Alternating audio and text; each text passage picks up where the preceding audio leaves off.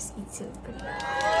So if you're new here, or if you've never seen my videos before, which is probably about 99.9% of you, the type of content that I plan to make is a lot of spirituality, lifestyle, vlogs, maybe some hauls here or there. So if you're into that and if that's your type of vibe, then you know you should go ahead and subscribe to me and go ahead and join my journey as I try and become a YouTuber. Now, today's video, it's gonna be a smoke sesh while I talk about what kind of drove me into becoming a content creator and why I felt like personally it was going to be the best choice career-wise for me. Now for this video, we're gonna be smoking pre-rolls. I've had a lot of people try to explain how to roll to me, and honestly it's gone in one ear and out the other. I just simply don't understand. It's too much work. I'm just here for a good time, not a long time, and trying to roll definitely takes too long of a time for me. So we're just gonna be smoking a normal pre-roll. I'm not sure what's in here. I know I'm not really a big fan of sativa. I'm more of an indica person, so this is most likely anything but sativa. So the first job I got was at the age of 17. I don't really know what made me try and look for a job. I just started asking around near all the fast food places that were around us. Hey, are you hiring? Hey guys, hiring, trying to fill out applications. I really didn't know what Indeed was. I was fairly new to the job scene and everything, and lo and behold, after a lot of searching, I ended up getting my first job. But it was at McDonald's. Now, no tea, no shade. I'm not trying to say my experience at McDonald's is gonna be everybody's experience at McDonald's. I'm sure there are a lot of wonderful McDonald's out there to work at. Mine was not one of them. It was very much ghetto. A big issue that a lot of people don't talk about when it comes to the fast food workplace is these older women who just have the nastiest attitude. Like the morning shift older women at the job I worked at, they had the worst condescending attitudes, and it was just beyond me that grown ass adults, because they were a little bit older, felt like they could talk to people's children however they wanted to. And it was just very messy, and there was a lot of drama that would happen, not only between co-workers but between customers as well. I'm sure everybody who's worked in fast food or customer service at all knows how fucking rude customers can be, especially over something as small as a cold fry or missing sauce in their bag. And I understand that it can be frustrating, but I really just can't see myself damn near pushing 30 with like a big business job yelling in a drive-thru at a 17-year-old who might have forgot that you had sauce. Like it was never that deep to me, and it should never be that deep. Like I really feel like the way a lot of workers have to go through a lot of videos and training for dealing with customers, I feel like a lot of customers and consumers need some type of video for what the workers go through. Like the customers need training, if anything. And this was all obviously pre-2022, so a lot of people hadn't started to come together and realize just how much the customer is wrong most of the time. Like we didn't really have as strong of a voice as we did now back then. We were still in the customer's always right era, and it's your job, so you just have to put up with it because that's what you signed up for. And it's true. Serving food is absolutely what we signed up for, but being called disgusting names or having a customer just randomly cuss you out because they were having a bad day and now they're taking it out on you, we didn't sign up for that part. Nobody ever signs up for that part. There were a few times where I just honestly cried because I didn't like the job that much, and back then I just felt like if I had the job I had to stick to it, so I just kind of felt like I was trapped there. However, eventually I did end up quitting because the balance between going to school and then working, it got a bit much, so I just ended up turning in my 2-week notice, and that was it. My next job was at Little Caesars. Little Caesars, honestly, it's not that bad. Definitely on the job that you want to keep for a long period of time, but not that bad either. I just I really felt like an outsider there when it comes to being really introverted and quiet in general. Us introverts, we just tend to shrink into our shells and not really talk and more like observe. It's like we're an NPC. We just don't talk unless we're talked to. So that's how I was at Little Caesars. I just felt like I was always observing everyone else, and that did get a bit depressing between rushing to make food. Just overall, by this time, I was kind of getting over like the fast food scene, being on my feet all day, getting home and just being too tired to do anything after. I was kind of over it by then. I don't exactly remember why I quit. I think I was kind of dealing with depression around then, so one day I just ended up never going back in, and that was the end of that.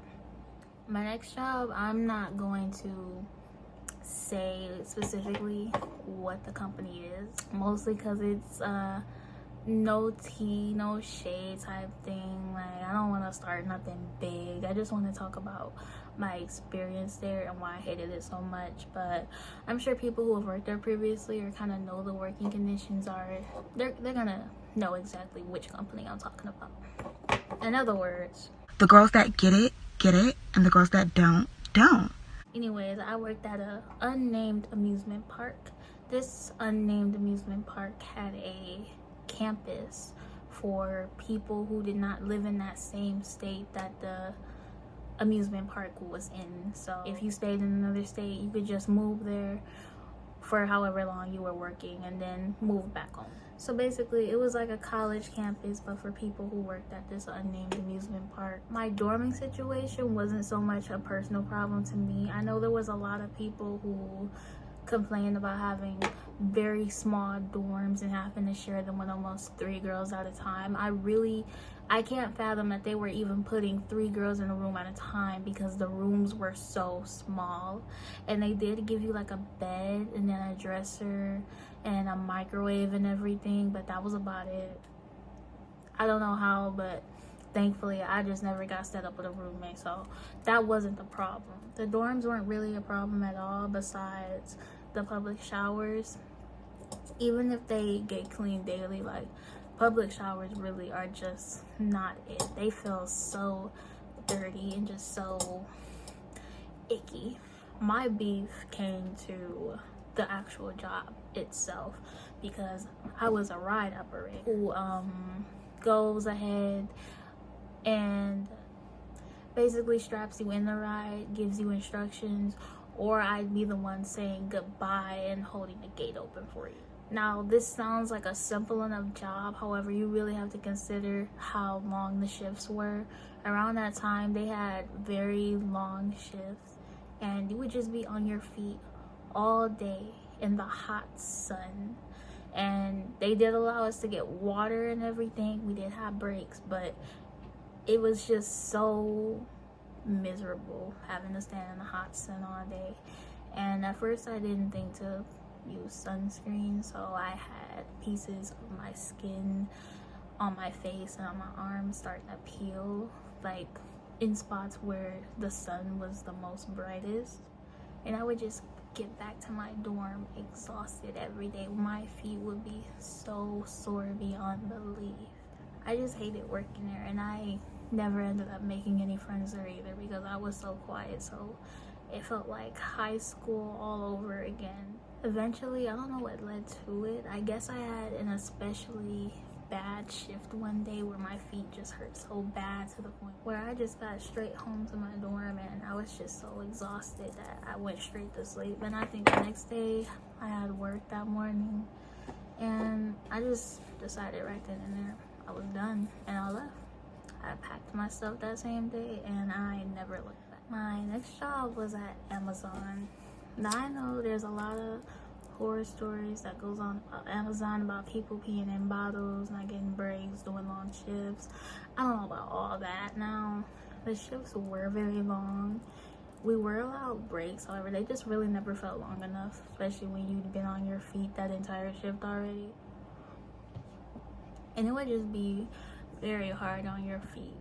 Another big con is that the Amazon I worked at specifically, they didn't let you put earphones in. You couldn't even have one earphone in. You couldn't have your phones out or anything. Now, I know most people are gonna be like, oh, well, that's a normal job.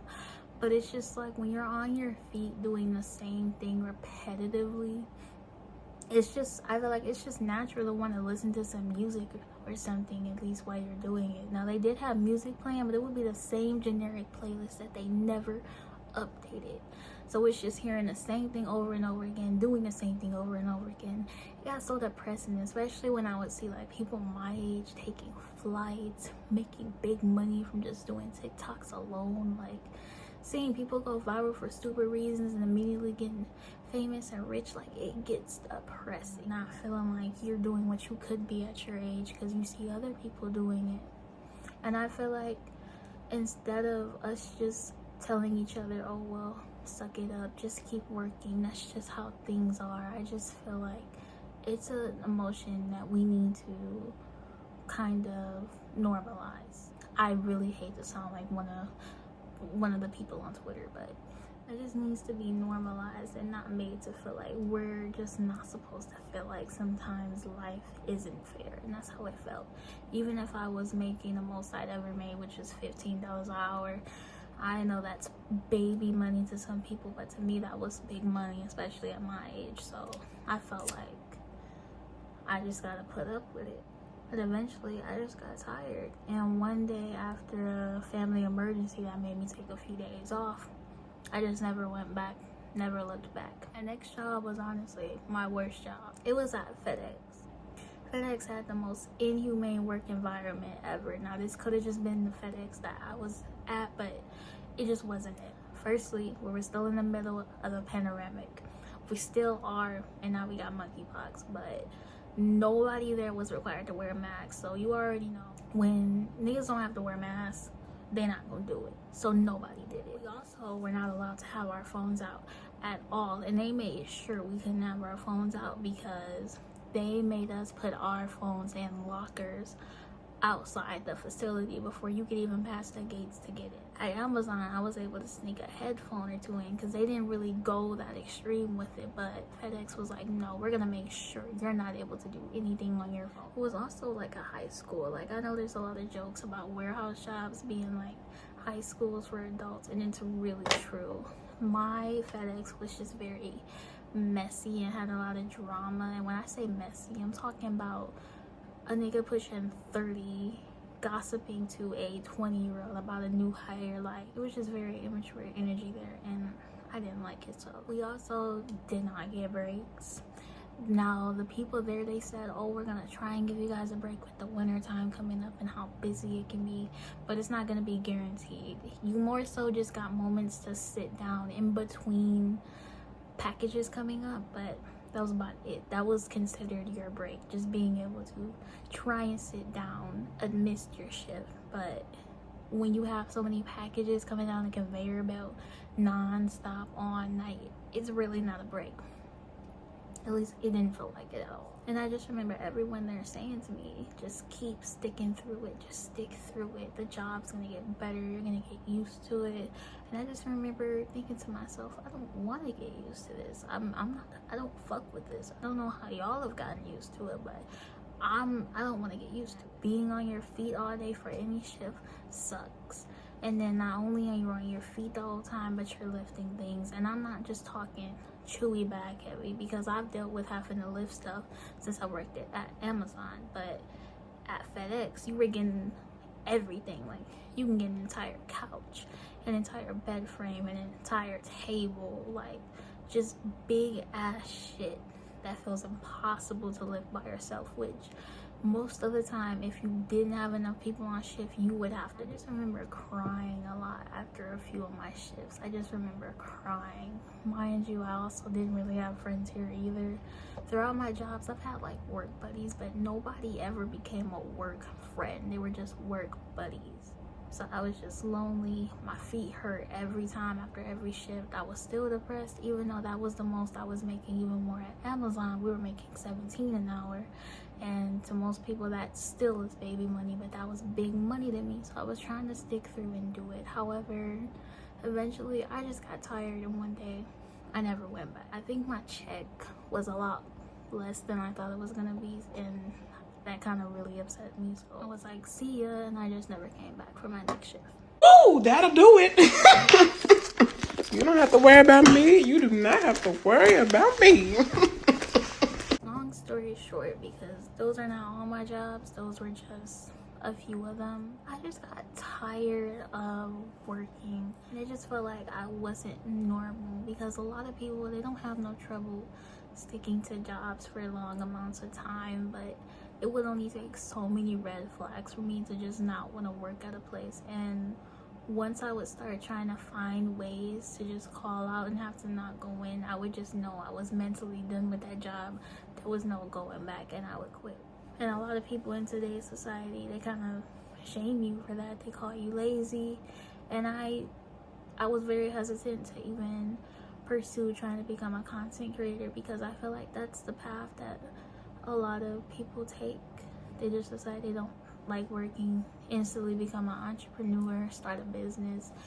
I didn't want to be one of those people, because I had a certain perception of how they were. I didn't want to become one of those people and just try and find an easy way out. I just felt like something had to be wrong with me for me not being able to stick to a job. I did kind of want to inch into content creation, particularly as a YouTuber when I was working at Amazon, but I just came up with ideas and I brainstormed the type of videos that I would make, but I never went past that. It wasn't until recently this year that I decided to try and take content creation seriously. Obviously, I still have to work normal jobs. I just can't instantly quit and say goodbye to stability for now, but I just have the plan of doing content creation while I work and seeing if I can make this content creation something big, if I can be a business owner, if I can be a leader, and if I can inspire other people like me who just might not feel like they're fit to work in normal workplaces. Ultimately, with content creation and making YouTube videos in particular, I just want people to be inspired by me believing in my potential. I want people to sort of look at their own potential and say, I can do what she's doing, or I can follow the same example. I can make something of myself a lot more than I am. I can make myself somebody. I can do this and I can follow my dreams. I just want people to sort of see my drive and my passion and feel their own passion get sparked from there. So yeah, that is why I decided to become a content creator and try to start making YouTube videos. If you want to follow my Twitch, I also have a Twitch where I play video games or I just chat with my viewers. And yeah, if you like this video, make sure to subscribe, drop a like, and I will see you guys in the next video.